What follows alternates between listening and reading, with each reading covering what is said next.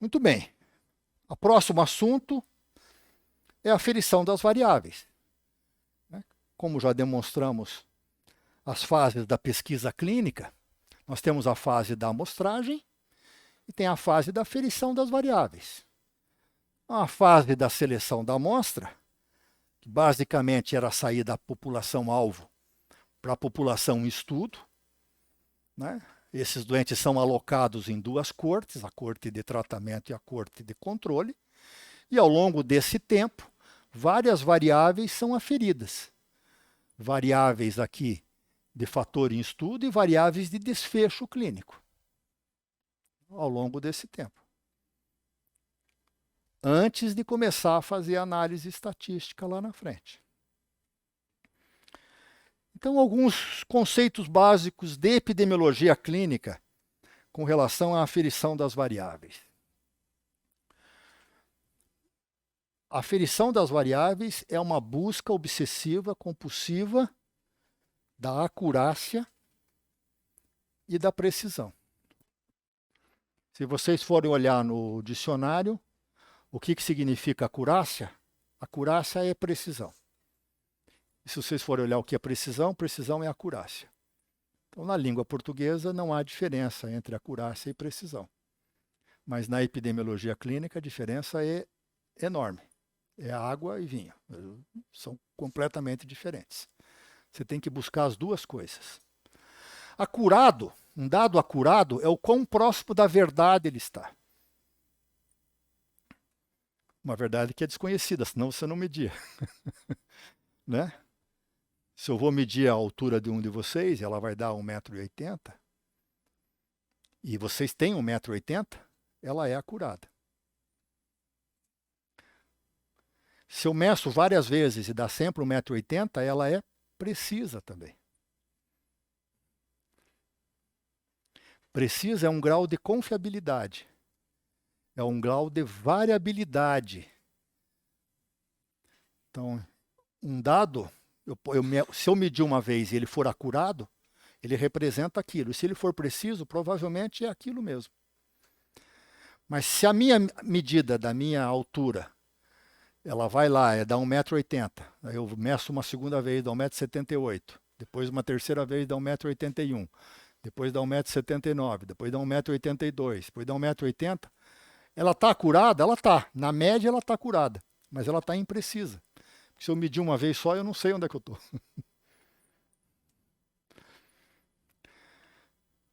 Dá para perceber isso? Então, as variáveis precisam ser acuradas e precisam ser precisas.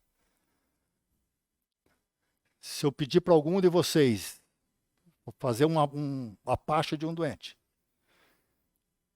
vocês vão encontrar uma Apache. Se eu pedir para 10 de vocês, vai ser o mesmo Apache? Não, vai ter uma variação enorme, porque é impreciso. Porque existe uma falta de padronização. Possivelmente, se eu tirar uma média dos 10, eu vou estar acurado. Vocês vão estar muito próximo da verdade. Agora, se vocês sistematicamente medem o Apache de uma forma errada, por exemplo, avaliam, por exemplo, o nível de consciência como sendo sempre normal para um doente que está só sedado, ou sempre anormal, porque o doente está sedado e ele não tem doença cerebral nenhuma. Então nós temos um vício. Não importa quantas vezes eu medir, eu nunca vou chegar a ter um dado do Apache acurado, mesmo que sejam 10, 15, 20 que meçam. Porque eu tenho um vício na maneira como eu faço a aferição. E vício é inacurácia, não é imprecisão.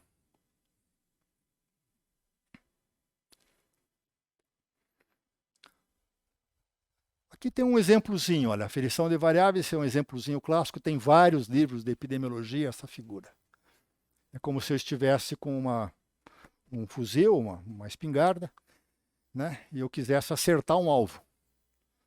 Né? Então, se eu dou 5 tiros, e esses 5 tiros dão muito próximos um do outro, ele é preciso, mas ele é inacurado. Então, se a gente pede para vocês medirem o Apache de 10 pessoas e dá muito próximo de um valor ou outro, ele está preciso. Mas ele pode não ser verdade, porque a maneira como vocês todos estão medindo uma determinada variável, ela não está correta. Então é inacurado, mas é preciso.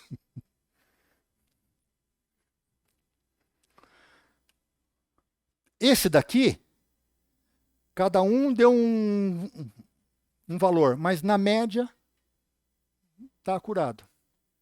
Né? Coisas que são muito imprecisas, que são difíceis de poder definir um determinado padrão, se eu medir várias vezes, eu chego a tornar esse valor acurado. Né? Por exemplo, débito cardíaco, medida pelo catéter de Swan-Ganz, quando você faz uma injeção de um soro gelado, por exemplo, e avalia depois a curva do débito cardíaco, esse débito cardíaco ele muda muito por pequenas diferenças da ventilação e por pequenas diferenças na frequência cardíaca. Então, eu nunca sei se uma medida do débito cardíaco, se ela está acurada ou não. Ela é intrinsecamente imprecisa. Então, por isso que eu meço 3 vezes, 5 vezes e tiro uma média, para poder me aproximar da acurácia. Né? Eu consigo uma acurácia melhor, corrigindo a imprecisão, fazendo um número maior de vezes a minha medida. Agora, se ao invés de eu estar injetando um soro, que devia estar a 4 graus, esse soro está a 8 graus, não adianta quantas vezes eu for fazer a aferição, como o soro, o método de aferição está viciado, eu posso fazer 10 vezes e tirar uma média de 10, ele vai continuar inacurado. Porque ele intrinsecamente ele não vai me representar a verdade. São conceitos de dados que na hora que vocês forem avaliar os dados das pesquisas que vocês forem realizar, precisa de haver uma certa compulsão em buscar a acurácia e precisão dos dados. Nós estamos fazendo, por exemplo, um estudo com avaliação das tomografias da nossa corte de Covid, com relação a se o laudo dessa tomografia, de acordo com várias características delas, se elas têm alguma relação com desfecho. Né? E para poder fazer isso, como ela é caracteristicamente uma avaliação feita por um observador, ela é relativamente imprecisa. Então, nós estamos tentando controlar isso com 2 radiologistas. Quando esses 2 radiologistas dão o mesmo resultado, a gente aceita aquele resultado como sendo preciso. Quando existe discordância, nós precisamos de um terceiro para poder desempatar. Mas para poder fazer isso, nós tínhamos que tirar o vício. E para poder tirar o vício, precisou de haver um treinamento antes dos 3 radiologistas, de como é que eles interpretariam os dados da tomografia. Porque senão, se cada um interpretasse do seu jeito, eu poderia tirar a média que eu quisesse e ele nunca seria acurado. Então, para poder ser acurado, teve que haver um treinamento, todo mundo vai usar a mesma métrica. E mesmo assim eu tiro a variabilidade daí, fazendo múltiplas medidas. Okay? Só continuando aqui, se eu dou 5 tiros e ele dá muito próximo do alvo, eu tenho uma espingarda que ela é precisa e acurada. Essa espingarda aqui, olha, ela é precisa, mas ela está tortinha para cima. Ela está viciada. Essa daqui não, essa daqui eu estou tremendo. Né? Falta pulso. Se falta pulso, eu posso várias vezes, eu vou acabar rodando, a não ser que o meu tremor seja sempre por um lado. Mas se ele for aleatório, ele está impreciso. Esse daqui não tem jeito, né? Eu não tenho pulso, não tenho nada, ele está impreciso e inacurado. Mesmo que eu tire a média, vai dar errado. Ele tem os dois problemas. Isso acontece com todas as variáveis que a gente estiver medindo. Algumas variáveis são mais difíceis de errar, né? talvez a mais difícil de todas, é se o doente morreu ou não morreu. Essa é uma variável que provavelmente é mais difícil de errar, mas os estudos de ambulatório frequentemente acabam não sabendo o que aconteceu com o doente ou têm informações erradas, elas precisam ser confirmadas. Então esse é um slide, esses 2, 3 próximos slides eu tomei emprestado da Rafaela, que fez a apresentação hoje, de variáveis. Essas variáveis todas que a gente vai buscar a precisão e acurácia, elas podem ser variáveis qualitativas ou quantitativas. Né? E as variáveis qualitativas elas podem ser nominais ou ordinais, e as quantitativas elas podem ser discretas ou contínuas. Então, o que é uma variável qualitativa? Uma variável qualitativa é uma variável que não tem uma diferença certa entre ser uma coisa ou ser outra.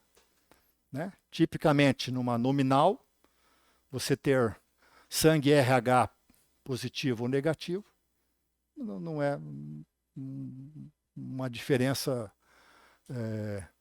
importante. Posso ser positivo, posso ser negativo, posso ser homem ou posso ser mulher. Posso ser, no nominal, posso ser de uma etnia hispânica, asiática, afro, caucasiana. Não há diferença importante. Então, elas são nominais. Ordinal é quando há uma diferença. Né? Por exemplo, o grau de SARA. Se é leve, moderado e grave, ela é ordinal. Mas no moderado pode ser 120, pode ser 137, pode ser 164. Eu não sei exatamente qual é o tamanho desse ordinal. Na quantitativa, não. Na contínua, eu sei exatamente qual é o valor de cada uma dessas variáveis. Principalmente como, por exemplo, glicemia, sódio, hemoglobina, creatinina. São variáveis contínuas. As variáveis discretas são um tipo especial de variável contínua, no qual eu só tenho o número inteiro. Quantos cigarros eu fumo por dia, quantos pacientes estão numa determinada local, não tenho meio doente, né? Só tenho coisas inteiras. Então, as discretas, por exemplo, a Apache é uma variável discreta, Glasgow é uma variável discreta. Você só tem o número inteiro. É importante o tipo de variável, né? Que precisa ser bem definido, pois cada tipo de variável vai exigir depois um tipo de tratamento estatístico específico. Né? Essas variáveis que vocês coletam, elas são importantes e elas vão aparecer de cara na descrição de variáveis na tabela 1 de vocês. Né? Por exemplo, idade é uma média, é uma variável contínua. Ela pode ser variável contínua, pode ser variável discreta. Né? Se você conta em dias, ela é contínua. For discreta, 63, 64, 65, ela é uma variável quantitativa, mas é discreta. O gênero, masculino ou feminino, ela é categórica. É a nominal do tipo dicotômica, porque só pode ser uma coisa ou outra. SAPs, assim como o Apache, são variáveis quantitativas, então se tira a média. Ter ou não ter diabetes é uma variável qualitativa, é uma variável nominal. Tem ou não tem diabetes, tem ou não tem pressão alta, tem ou não tem câncer. Você conta. Então essas variáveis, de modo geral, são contadas, e essas variáveis, de modo geral, se tira a média ou mediana. Okay? Agora, essa é a maneira estatística como você trata isso. Né? E ela é parte de um outro curso. A epidemiologia clínica, o que ela tem que buscar é precisão e acurácia da aferição de todas essas variáveis. Se elas estão acuradas ou não. Então, eu quando saio da população-alvo para poder tirar a minha amostra, eu vou precisar dos critérios de elegibilidade, que são os critérios clínicos e demográficos, os de acessibilidade, que são os critérios de amostragem, basicamente, para poder tirar a minha amostra de doentes. E vou descrever estatisticamente essa amostra de pacientes, desde que essa amostra dessas variáveis todas, elas tenham sido coletados os dados com acurácia e com precisão. Senão não adianta o teste estatístico. O teste estatístico não corrige defeitos de acurácia e de precisão. Ok? As fontes de variabilidade das variáveis. As variáveis são difíceis de serem controladas porque elas têm muitas variáveis. Elas podem variar por diversas razões. Porque o instrumento que você está usando, ele está viciado ou ele está impreciso, né? Naturalmente, seja um exame de laboratório, ou uma avaliação de um observador, de tomografia, de raio-x, ressonância, né? Avaliação clínica nossa. Né? Imagine, você vai avaliar tempo de preenchimento capilar. Isso tem variação, basicamente, do observador. Né? Do tempo, a maneira como você coleta isso. E tem variáveis biológicas, né? Intra-indivíduo, interindivíduos. Né? Uma glicemia, por exemplo, ela varia ao longo do dia dentro do próprio indivíduo. E ela varia de indivíduo para indivíduo, se ele for diabético ou não, se ele está sob estresse ou não, se ele está sob insulina ou não. Você tem variabilidades intra-indivíduos e interindivíduos que precisam ser interpretadas para cada uma dessas variáveis, aquilo que é mais importante, na busca da precisão e da acurácia. Porque mesmo pequenos defeitozinhos que possam ocorrer na aferição de cada uma dessas variáveis, se você for somar um pequeno defeitozinho do instrumento, um pequeno defeito da observação, do observador, pequenos defeitos intra-indivíduos e interindivíduos, isso acaba levando uma bagunça, um grande caos. E você não tem os dados de forma correta para poder fazer a tua análise dos dados. Então, para poder terminar, aferição das variáveis. O que é importante? É importante padronizar o método de aferição antes de começar, para poder buscar precisão e acurácia. É preciso treinar e certificar observadores na busca da precisão e da acurácia. É preciso consertar, fazer manutenção e automatização dos instrumentos, de todos os instrumentos que forem ser utilizados, né? Os monitores, os ventiladores, as medidas de pressão, as telas.